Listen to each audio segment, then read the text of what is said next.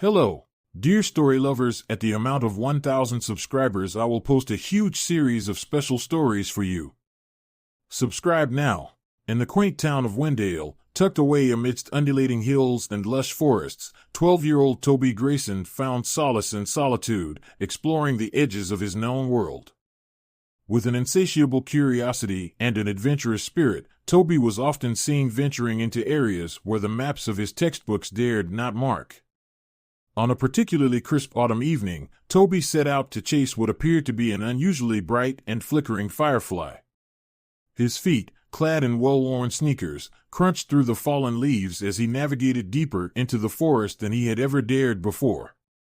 The twilight was thickening, and the firefly's light seemed to dance just out of his reach, leading him onward. The chase came to an abrupt end when Toby stumbled into a hidden clearing, his presence startling a flock of birds into flight. As his eyes adjusted to the dim light, his breath caught in his throat. Before him lay a creature of myths and bedtime stories, a dragon. Unlike the fearsome beasts depicted in his storybooks, this dragon lay curled up, its sides heaving weakly. The scales that should have been resplendent were dull and mottled, and its wings were folded limply against its body. Toby's initial surge of fear gave way to wonder as the creature's eyes fluttered open, revealing orbs not of fiery terror, but of soft, pleading luminescence. "Please," the dragon's voice was barely a whisper, strained and hoarse, "I am so very hungry, might you spare a little bread?" The absurdity of the request snapped Toby out of his initial shock. A dragon asking for bread was not something he had expected. However, seeing the once majestic creature so weakened and vulnerable stirred a deep sense of empathy within him. "Stay here, okay?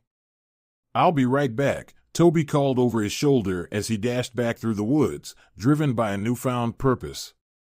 He sprinted home, the image of the suffering dragon imprinted in his mind, and burst through the back door into the kitchen. "Mom, I need bread quick," he gasped, startling his mother, who was in the midst of preparing dinner. "Toby, what on earth she began, her expression a mix of concern and confusion. "It's for a friend, an important one. Please, it's urgent," Toby pleaded, his eyes wide with urgency. With a bemused shake of her head, Toby's mother handed him a loaf of bread. "Be careful, and don't be out too late," she cautioned, her tone laced with worry yet trusting. Toby thanked her and raced back, clutching the loaf like a precious treasure. The forest seemed darker now, the shadows deeper, but his purpose lit the way. When he finally burst into the clearing, the dragon lifted its head, a glimmer of hope flashing in its tired eyes. "Here, I brought food for you," Toby said, gently offering the bread to the creature. As the dragon ate, each bite seemed to infuse a bit of strength back into its large, battered body. Toby watched in awe, his heart pounding with the thrill of the encounter and the beginning of what promised to be an extraordinary friendship. "Thank you, young human," the dragon murmured, its voice gaining some strength. "My name is Zephyr, and I believe fate has brought us together this evening." And so, under the canopy of ancient trees and the first stars of the night, a unique bond began to form, one that would lead them on an adventure beyond Toby's wildest dreams.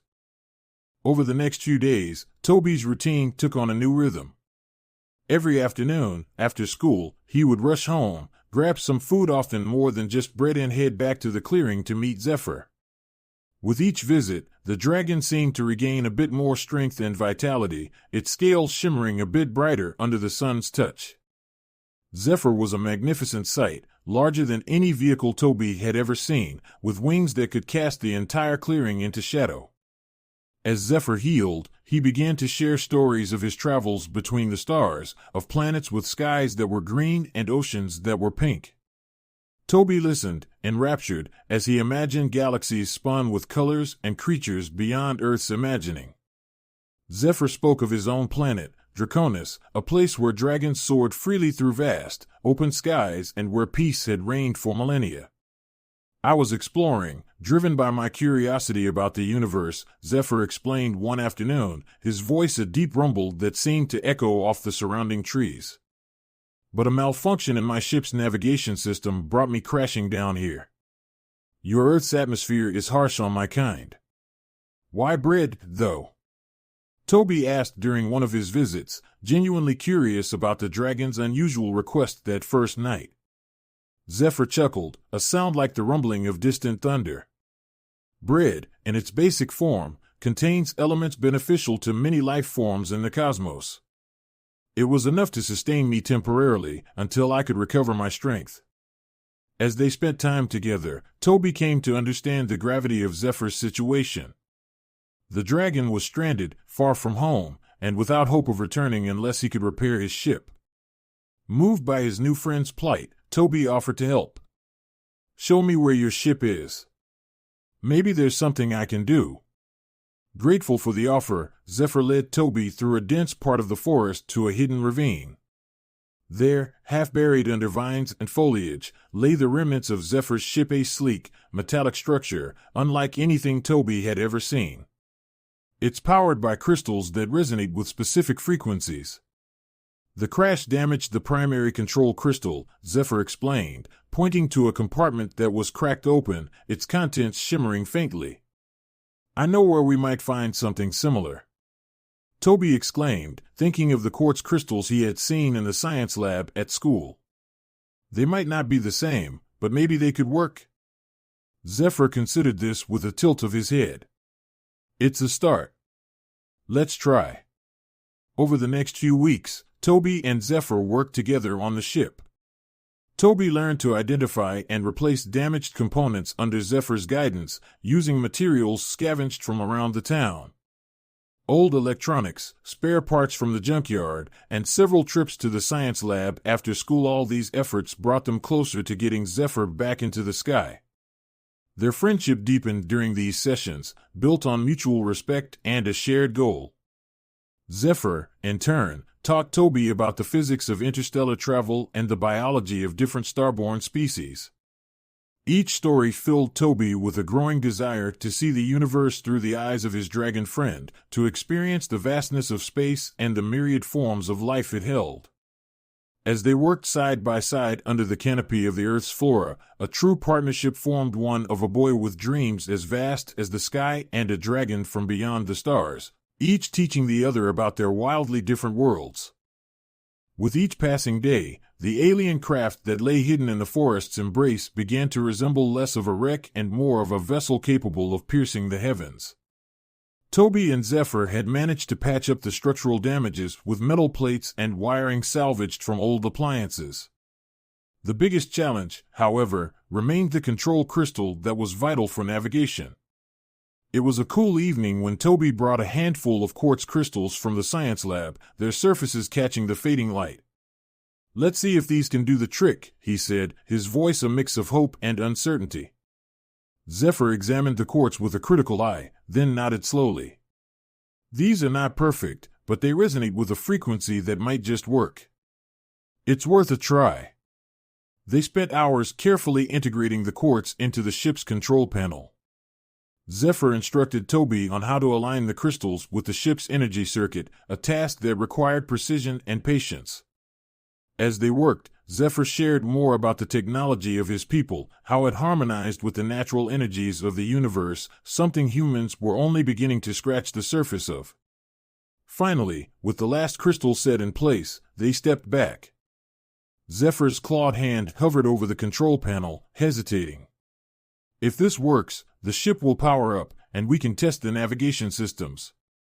Holding his breath, Toby nodded, and Zephyr pressed a sequence of symbols on the panel. For a moment, nothing happened. Then, with a low hum that grew steadily into a resonant thrum, the ship came to life. Lights along the dashboard flickered on, casting a soft glow in the twilight. "It's working," Toby exclaimed, his eyes wide with excitement and disbelief. Zephyr let out a deep, rumbling laugh. "Yes, thanks to you, Toby. Now, let's see if we can actually steer this craft." The next few days were a blur of activity. Toby and Zephyr tested the ship's systems, making adjustments and recalibrating the makeshift components. They took short flights, never straying far from the clearing, gradually increasing their confidence in the repairs. During these flights, Toby was awestruck by the sensation of soaring above the treetops, the world shrinking beneath him.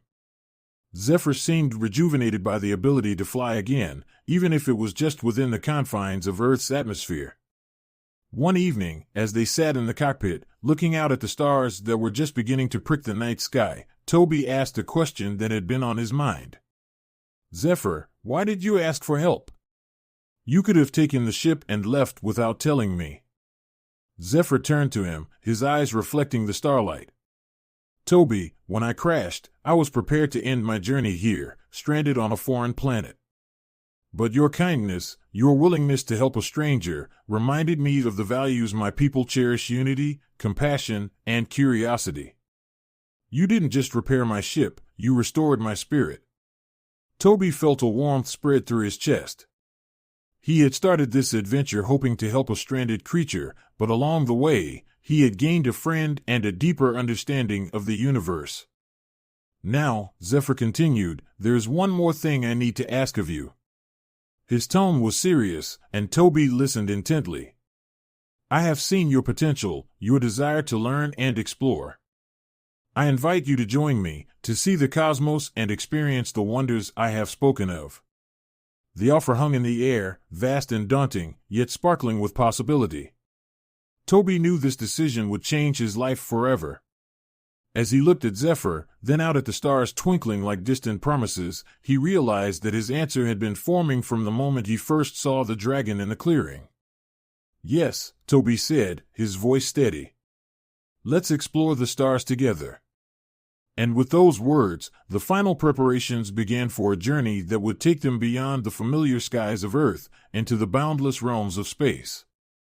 The morning of departure arrived with a sky painted in brilliant hues of orange and pink, signaling the dawn of a new adventure for Toby and Zephyr. The once hidden clearing now buzzed with the energy of anticipation, as the ship, fully restored and gleaming under the early sunlight, stood ready to embark on its journey back to the stars. Toby spent the previous night at home with his family, sharing his decision and the stories of his incredible new friend.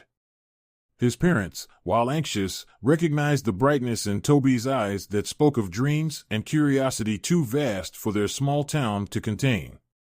They gave him their blessing, laced with hugs and promises to keep in touch, no matter the distance. Back in the clearing, Toby approached Zephyr, who was making the final checks on the ship. "Everything's ready, Toby. Are you sure about this?" "There's no turning back once we leave," Zephyr's voice was gentle, giving Toby one last chance to reconsider. Toby nodded, his backpack slung over his shoulder, filled not just with essentials, but also with notebooks and cameras to document everything. "I've never been more certain of anything in my life," he replied, his voice firm and excited. With a final look at the world he was leaving behind, Toby climbed into the ship. The interior was unlike any aircraft Earth had to offer, with panels of glowing symbols and a viewport that offered a panoramic view of the cosmos. He settled next to Zephyr, who was now more than a friend, his mentor and his gateway to the universe. Zephyr initiated the launch sequence, and the ship's engines hummed with power. The ground outside blurred as they ascended, piercing the morning mist and breaking through the clouds into the clear, endless blue above. As Earth shrank away below them, Toby felt a mix of exhilaration and a twinge of nostalgia for the familiar sights he was leaving behind. But his heart was light, filled with the promise of knowledge and discovery. "What's our first stop?" he asked, turning to Zephyr. "A planet where the seas glow with bioluminescence under a triple moon night." "It's a sight unlike any other," Zephyr replied, his eyes twinkling with the joy of sharing his home universe with Toby. The journey was smooth, with the ship slicing through the vacuum of space with ease. Zephyr taught Toby how to read the complex navigation panels and explained the principles of interstellar travel, which involved more than just speed. It was about understanding the fabric of space and time. They talked about the planets and civilizations they would visit, about the customs and creatures Toby would encounter. Zephyr explained the importance of respect and openness in intergalactic relations, lessons that Toby took to heart, eager to be a worthy representative of Earth. Weeks turned into months, and Toby's journals filled with sketches and notes. He learned to communicate in different galactic languages, tasted foods that defied description, and walked on planets where the laws of physics allowed for incredible feats. His worldview expanded exponentially, not just outward into the universe, but also inward, into the depth of his own capabilities and the complexity of his emotions. The universe, he realized, was not just about stars and planets, but about the connections and reflections within each sentient being, himself included. One clear night, as they orbited a distant star, Toby looked out at the vast expanse of space, a tapestry of light and shadow, and felt a profound sense of his place within it. He turned to Zephyr, gratitude shining in his eyes.